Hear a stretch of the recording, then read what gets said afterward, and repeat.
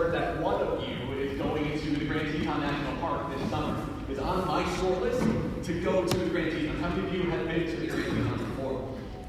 A couple of you, some more family members out there have been out to the Grand Tetons, right? So it's a beautiful park. Maybe Jackson Hole. Jackson Hole is actually right outside the park. So more of you might have gone to Jackson Hole than the Grand Tetons themselves, right? But Jackson Hole is a beautiful place. Grand Teton is a beautiful place, right? They've got there's this particular part of the range. I think they just call it the grand part of the range, where it's just these 4 or 5 peaks that are all gathered together. And I've looked at so many of these pictures of the Grand Tetons that I can recognize that range immediately, right? But here's the thing. This person who's going to the Grand Tetons this summer, or when I finally get there, we won't be looking at the same mountains that those of you who have already been there looked at.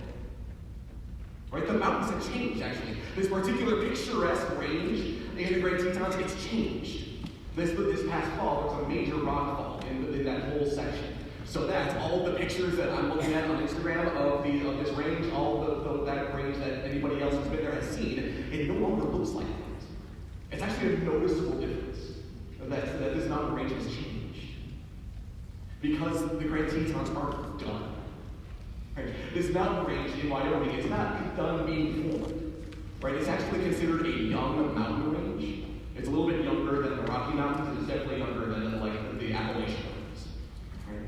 They're still being formed. Their final shape hasn't happened yet.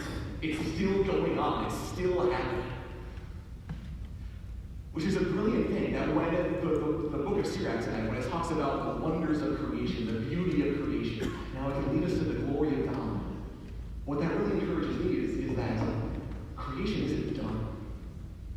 Yeah, we talked about creation in class, right? I'm going to talk to you, I don't know how many times, about evolution and creation and all that sort of stuff, right?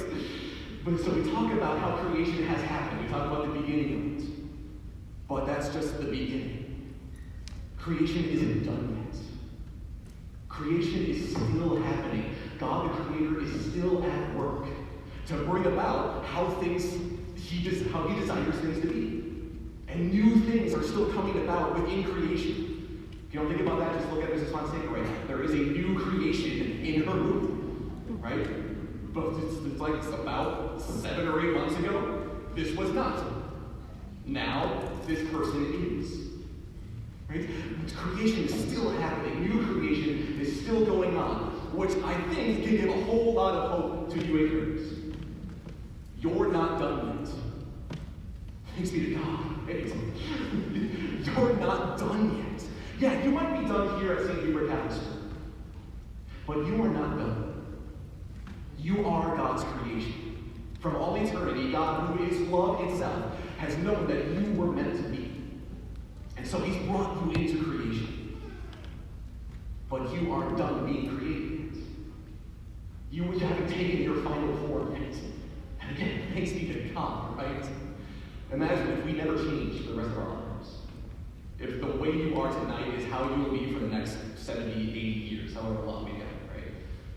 That doesn't give a whole lot of hope for us, does it? But we're not done yet. None of us are done yet. All of us are still being created. It's still happening. But the difference between the way that we are still being created and the way that a mountain range might still is being created is that a mountain range is passive. These things just happen to the mountain range. It's not like the Grand Tetons chose that day. You know what? I'm going to change the way I look and cut off this part of my hair. No. It just happens to the mountain range or to the canyons or whatever we look at in the beauty of creation. But our creation is not passive. We aren't passive in the way that we're still being created. We have an active role to take within our own creation. It's the way God's made us.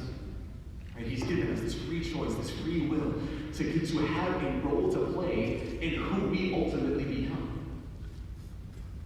Now, Jesus has His desires for who He wants us to be.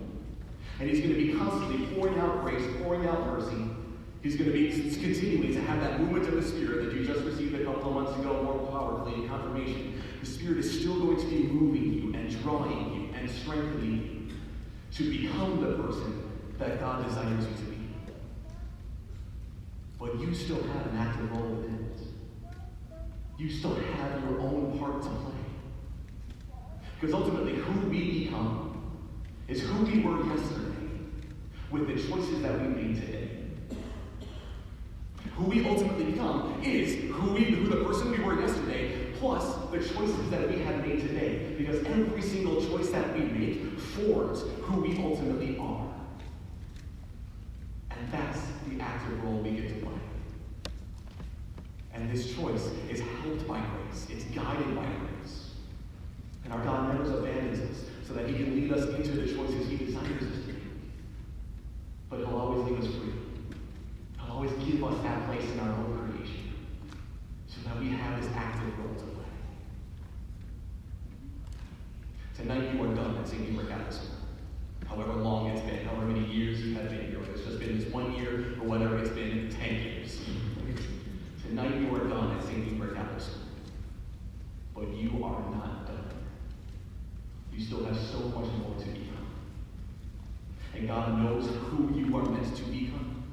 He will help you and guide you and strengthen you into who that is meant to be. But step actively into that. Make those right choices that our God is inspiring you to make so that you can become ultimately those saints